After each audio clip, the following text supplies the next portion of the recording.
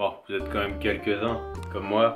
Acheter des bagnoles dont on ne sait rien, pas d'historique, tout à refaire. On sait même pas si une distribution a été faite ou si la vidange date d'il y a 2 mois ou d'il y a 10 ans. Et dans ce cas de figure, et surtout... Non, tu me laisses la place, toi? Pousse-toi. Ah, quand on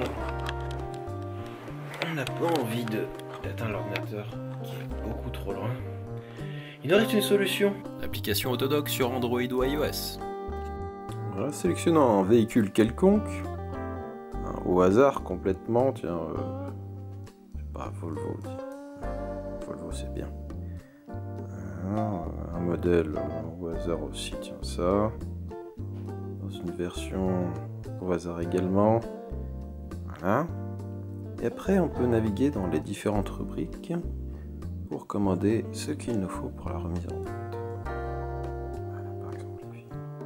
Voilà, je vous laisse faire pour la suite, en tout cas de mon côté, puisque j'ai une énorme flemme. Ça se terminera sur ce canapé. Allez, la suite de la vidéo maintenant. Salut à tous, ce que vous voyez là, c'est la magnifique météo à laquelle nous avons eu droit début juin pour aller voir notre nouvelle patiente. Heureusement elle n'était pas loin, en fait nous sommes ici à Genève, à 2 pas de la frontière. Le propriétaire de la voiture a sollicité les membres d'un forum traitant exclusivement d'un modèle pour en sauver un exemplaire.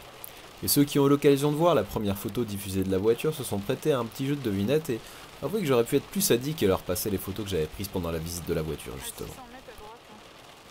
Là, on voit clairement de quoi il s'agit. Allez, faites un effort. Avec un peu de concentration, on reconnaît clairement une Volvo 480.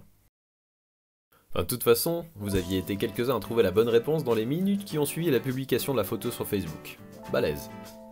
Donc je confirme, 480 mais dans sa version turbo compressée. Rouge en plus. Même si j'admets que les blanches me plaisent également beaucoup. La voir sous ce déluge arrange un peu son état carrosserie d'ailleurs. Elle est de 88 et son propriétaire souhaite s'en défaire puisqu'elle ne peut pas assumer les réparations de l'embrayage et qu'il est maintenant impératif de les réaliser. Et puis il y avait Steve qui au dernier moment m'a annoncé qu'il avait une petite nouvelle, donc il n'allait pas pouvoir me donner une réponse tout de suite. C'est sur quoi vous êtes repassé en première position, puis voilà, mais moi mon but c'est de pouvoir m'en séparer le plus vite possible parce que c'est bien un parc à bagnole ici, c'est plus facile. Ici on peut deviner qu'il va également falloir nous occuper de la gangrène qui touche l'arche de roue arrière gauche. Je vous garantis qu'il n'y a plus d'acier sain sous cette peinture. Après l'avoir démarré tant bien que mal au câble, je donne mon aval après une dernière négociation prenant en compte l'état médiocre des introuvables feux arrière et de la présence de corrosion. Ce sera 200 €.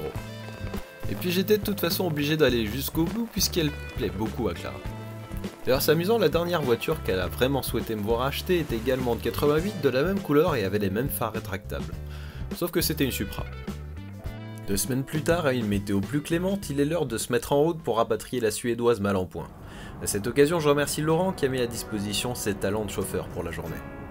Il va nous falloir affronter une nouvelle fois l'administration suisse puis française pour réaliser les formalités d'export et d'import. C'est l'étape la plus importante d'un achat hors Union Européenne et c'est celle que pas mal de vendeurs le coin ont la flemme de faire et qui s'obstinent ensuite à mentionner dans leur annonce que c'est hyper fastoche. Sauf qu'en fait, dans leur cas, c'est pas le cas puisque c'est au premier acheteur français de les réaliser. Enfin, pour le moment, on n'en est pas aéré dans les bâtiments grisâtres, alors profitons plutôt de la vue sur le lac d'Annecy qui fait vraiment envie ce jour-là.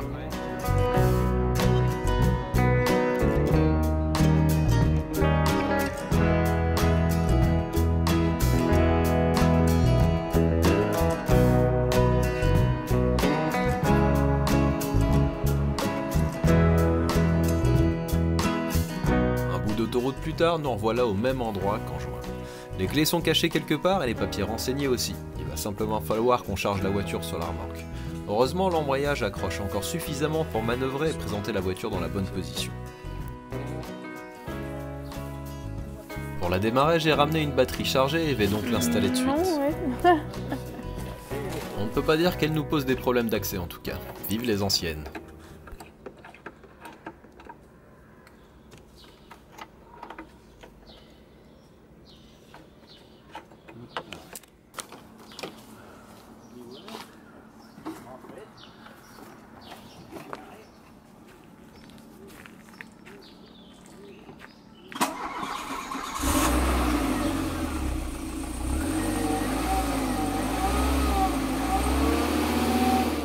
Le son est tellement typique des moteurs Renault des années 90, c'en est presque exagéré. Et oui, la 480 embarque un moteur aux origines bien françaises, à savoir le F2N qui a également équipé R11, R19, Super 5 et autres véhicules de la marque aux losanges. Mais ça, vous devez sûrement déjà le savoir puisque vous avez regardé l'épisode du Petit Garage ou celui de POA qui traite du sujet. Non ?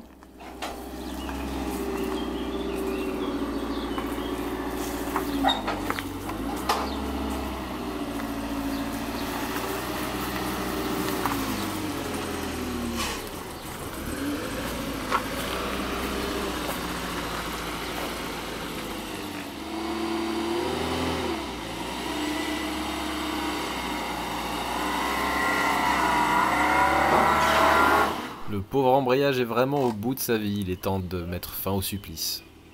Ouais. Tu fais le tour. Ouais. T'arrives à le crocheter? Ouais.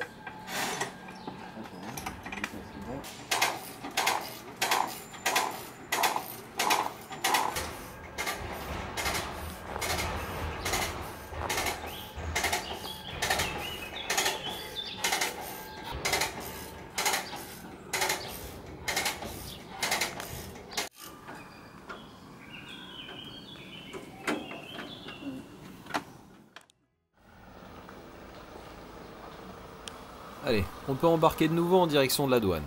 On va espérer que ça va bien se passer.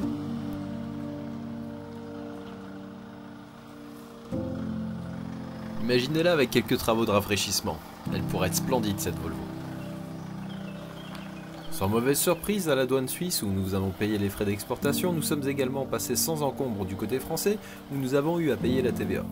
Le retour s'est également passé sans encombre. C'était notre jour de chance, on dirait.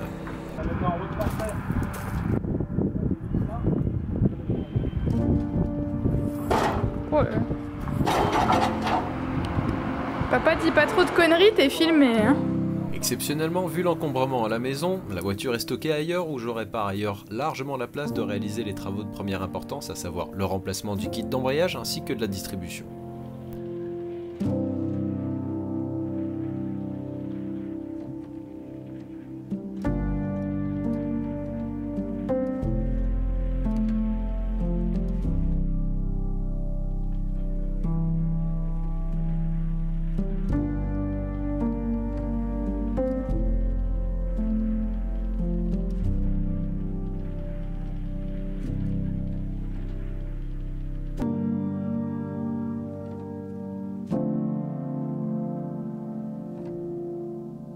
Allez, on va aller voir un peu plus en détail dans quel état elle se trouve. Ici, on peut remarquer la vitre de remplacement suite à un bris de glace lors d'une tentative d'effraction. Le rétroviseur aura également besoin d'un peu de soin. Et l'avant gauche a subi l'effondrement de la porte conducteur avant que les ancrages de celle-ci soient ressoudés. C'est un problème très fréquent de toutes les séries 400 chez Volvo. Oui, de toute façon, mes heures, elles filent pour faire du temps.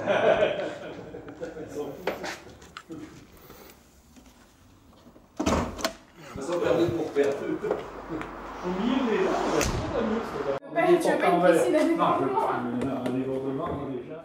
Le capot abrite donc le 1,7 litre dont je vous ai parlé plus tôt. Gavé par un petit turbo, il développe 120 chevaux et se contente heureusement de traîner une masse relativement réduite puisque la voiture pèse juste un peu plus d'une tonne.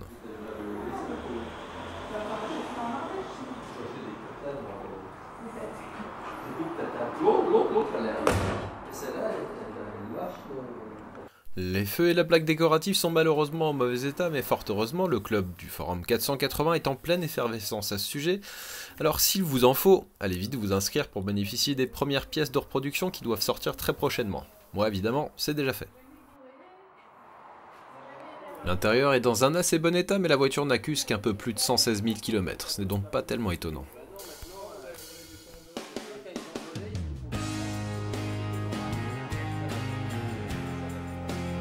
L'électronique, connue pour être un peu capricieux sur ce modèle, ne semble étonnamment pas faire des siennes. Tout fonctionne à ma connaissance.